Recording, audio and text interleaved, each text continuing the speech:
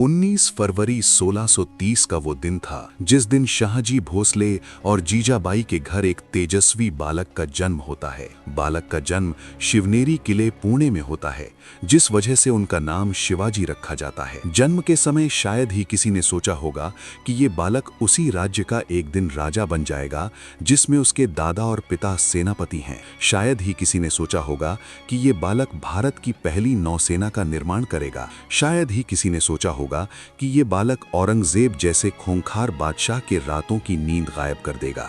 तो आइए देखते हैं इस साधारण से बालक ने कैसे इतनी कम उम्र में ऐसा कारनामा किया। कैसे इस बालक ने हिंदवी स्वराज्य की स्थापना की।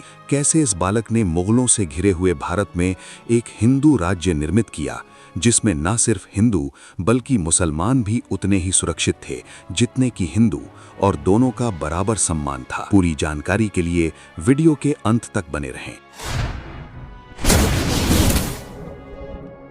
19 फरवरी 1630। स्थान शिवनेरी का दुर्ग। चारों ओर ऊंचे पहाड़, गहरी घाटियां और पत्थरों से बनी अजेय दीवारें। इसी किले में एक बालक ने जन्म लिया जिसका नाम रखा गया शिवाजी। पिता शाहजी भोसले एक पराक्रमी सेना नायक जो कभी मुगलों की सेवा में तो कभी आदिल शाही के अधीन रणभूमि में लड़ा करता था। लेकिन शिवाजी के जीवन को जो दिशा देने वाली थीं, वो थी उनकी माता, राजमाता जिजाऊ। जिजाऊ सिर्फ मां नहीं थीं, वो शिवाजी की पहली गुरु, पहली प्रेरणा और पहली इतिहासकार थीं। बालक शिवाजी को वो रामायण सुनाती, महाभारत समझाती और हर कथा के अंत में एक ही प्रश्न पूछती कि अगर अन्याय हो तो क्या चुप रहना चाहिए, और फिर स्वयं उत्तर देती, नहीं, धर्म की रक्षा हर क्षत्रिय का कर्तव्य है। शिवाजी ने तलवार चलाना जितना अपने पिता से सीखा, उतना ही न्याय और धर्म का अर्थ अपनी मां से समझा। शिवाजी का बचपन खिलौनों में नहीं, किलों और पहाड़ियों में बीता। वो सह्याद्री की घाटियों में घूमते हुए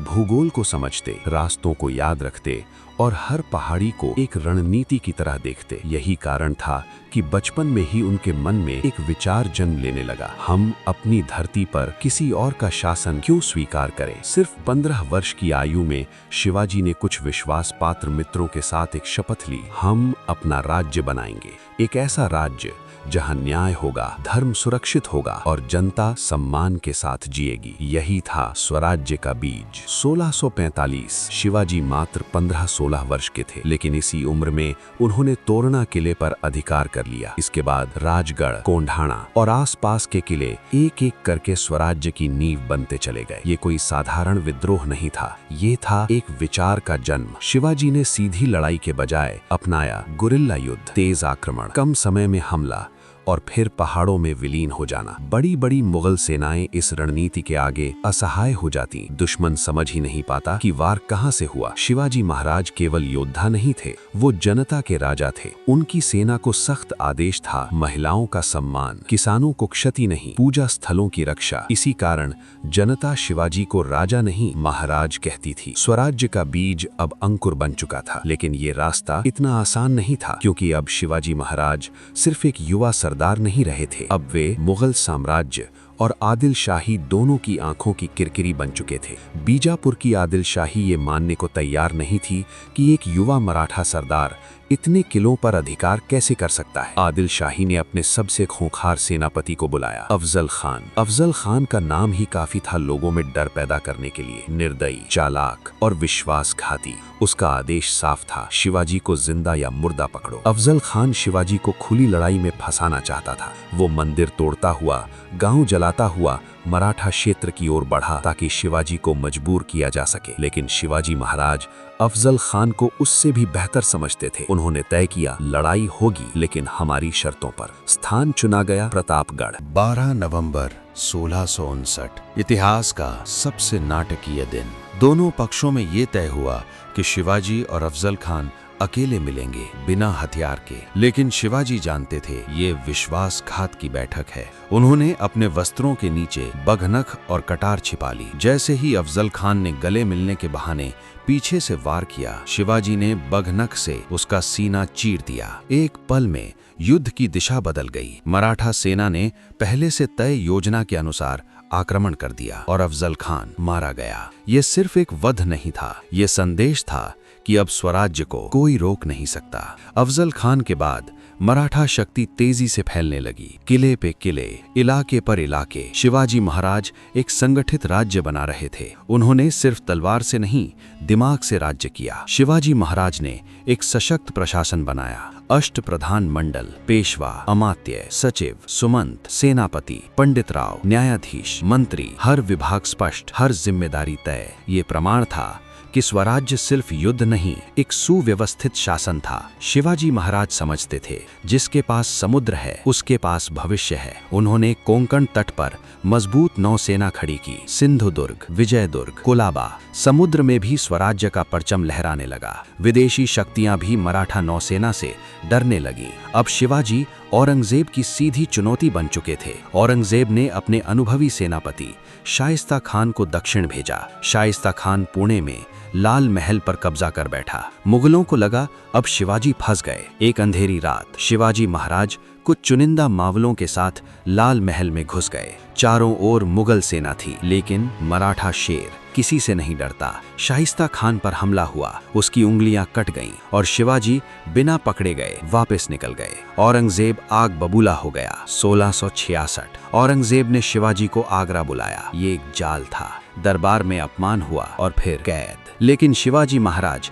हार मानने वालों में से नहीं थे। फल की टोकरी में छिपकर इतिहास की सबसे साहसिक भागने की घटना हुई। शिवाजी और संभाजी आगरा से सुरक्षित निकल गए। पूरा मुगल साम्राज्य हिल गया। अब समय आ गया था जब स्वराज्य सिर्फ एक आंदोलन नहीं, बल्कि एक संप्रभु राज्य बने। शिवाजी महाराज जानते थे, तलवार से भूमि जीती जा सकती है, लेकिन राज्य की आत्मा संस्कार और व्यवस्था से बनती है। 6 जून 1674 रायगढ़। सह्याद्री की पहाड़ियों के बीच इतिहास रुक सा गया था। सदियों बाद भारत की भूमि पर एक हिंदवी स्वराज्य औपचारिक रूप से जन्म लेने जा रहा था। शिवाजी महाराज अब सिर्फ योद्धा नहीं थे, वे बनने जा रहे थे छत्रपति शिवाजी महाराज। वैदिक मंत्र गूंज उठे, शंखनाद हुआ, सिंहासन सजा। काशी से आए गागा भट्ट ने राज्याभिषेक कराया। ये कोई सामान्य राज्याभिषेक नहीं था, ये उस विचार की जीत थी कि भारत खुद पर शासन कर सकता है। रायगढ़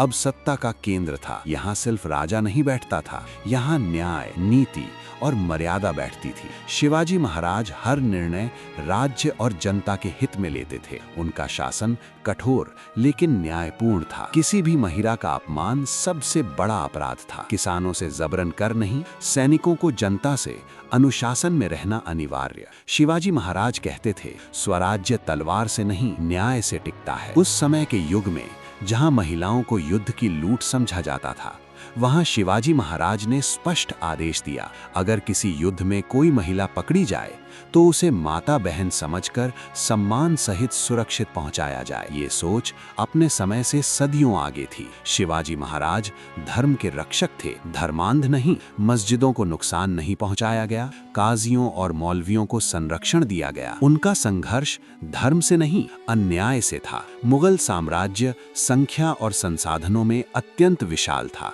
लेकिन शिवाजी महाराज के पास था भूगोल का ज्ञान, गति और चौंकाने की क्षमता। छोटे दल, तेज आक्रमण, फिर अदृश्य। दुश्मन समझ ही नहीं पाता था कि वार कहां से आया। शिवाजी महाराज दक्षिण भारत की ओर बढ़े। तंजावुर, जिंजी, वेल्लोर, स्वराज्य की छाया दूर दूर तक फैल गई। उन्होंने स्थानीय शासकों से अनावश्यक युद्ध नहीं किया, बल्कि संधियां और समझदारी से राज्य का विस्तार किया। दिल्ली में औरंगजेब बेचैन था। एक मराठा राजा पूरे दक्षिण में उसकी नींद उड़ा चुका था। मुगल साम्राज्य अब रक्षात्मक मुद्रा में था। शिवाजी महाराज सिर्फ वर्तमान नहीं, भविष्य भी देख रहे थे। उन्होंने संभाजी महाराज को शिक्षा, राजनीति और युद्ध तीनों में तैयार किया। स्वराज्य किसी एक व्यक्ति पर निर्भर नहीं था, वो एक परंपरा बन चुका था। शिवाजी महाराज कभी जनता से दूर नहीं रहे। वे किसानों की बात सुनते, सैनिकों के साथ बैठते और साधारण वेश में इलाकों का निरीक्षण करते।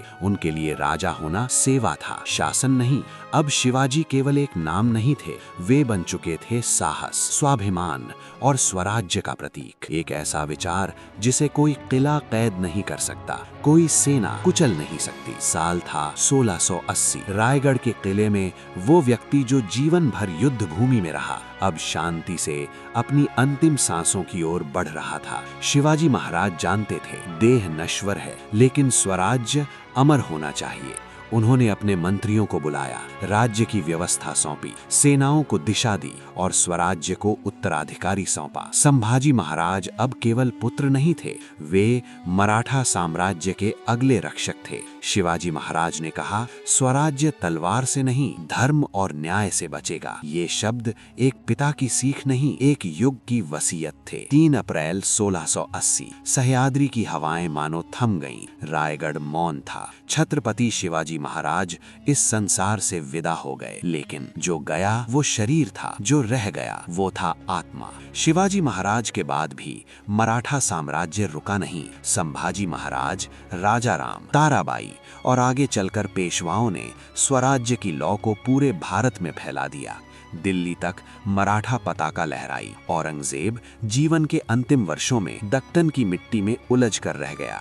शिवाजी महाराज ने भारत को सिखाया, विदेशी सत्ता अजेय नहीं होती, संगठन संख्या से बड़ा होता है, स्वाभिमान सबसे बड़ा अस्त्र होता है। 1857 की क्रांति से लेकर आजादी की लड़ाई तक शिवाजी महाराज प्रेरणा बने रहे। आज भी महाराष्ट्र की हर पहाड़ी, हर किला, हर तलवार शिवाजी की कहानी कहती है। वे सिर्फ इतिहास नहीं, वे चेतना है। वे केवल एक राजा नहीं थे, वे थे किसानों के रक्षक, महिलाओं के सम्मान के प्रतीक, धर्म के संरक्षक और अन्याय के विरुद्ध खड़े होने का साहस। जब भी भारत का कोई नागरिक सिर उठाकर कहता है मैं स्वतंत्र हूँ, तो उस आवाज में कहीं न कहीं शिवाजी महाराज की गूंज होती है। शिवाजी महाराज गए नहीं, वे आज भी हर उस दिल में जीवित हैं जो अन्याय के सामने झुकने से इनकार करता है। शिवाजी महाराज को समझना हर भारतीय का कर्तव्य है। इसलिए वीडियो को लाइक करें और भारतीय इतिहास की असली कहानियों के लिए सब्सक्राइब जरूर करें।